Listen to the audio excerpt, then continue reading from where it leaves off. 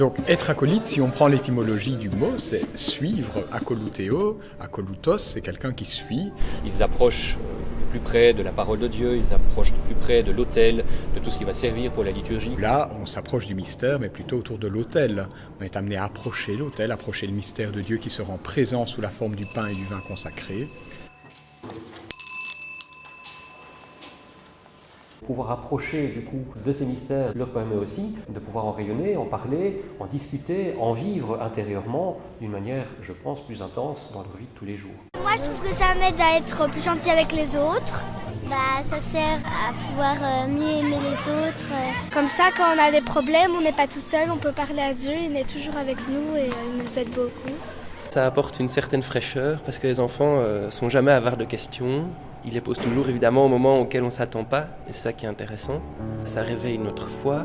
Donc j'ai été acolyte à l'âge de 7 ans et donc cette belle mission de l'acolyte que j'ai vécue quand j'étais enfant, je pense à creuser vraiment ce désir de donner toute ma vie à celui pour qui j'avais découvert une amitié incomparable.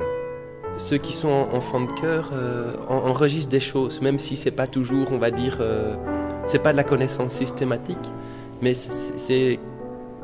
on pourrait dire il y a quelque chose d'une pratique. Alors ça n'enlève pas que les enfants qui viennent tous les dimanches à la messe sans servir la messe progressent et avancent aussi, mais on sent en tout cas qu'il y a une amitié comme ça un peu particulière qui se développe entre eux, parce qu'ils viennent de tas d'écoles différentes aussi. Donc ça c'est aussi assez intéressant. Des apparitions ici à Morin. Je me suis rendu compte que Jésus pouvait être un ami pour moi, un ami à qui je peux tout dire, un ami qui partage mes joies, mes peines. Ce Jésus en question, je l'ai appelé mon potentiel, donc mon pote en ciel, à la fois mon meilleur ami, et puis celui sur qui je peux fonder ma vie, mon espoir. Ce que chaque chrétien quelque part est invité à être, c'est être actif dans la liturgie. Alors peut-être pas en portant une patène, ou un calice ou un flambeau, mais à participer de manière active à la liturgie. Non seulement vous servez à l'Église en acolyte, mais à travers toute votre vie, mettez toujours Dieu dans votre cœur. Essayez de toujours l'avoir avec vous.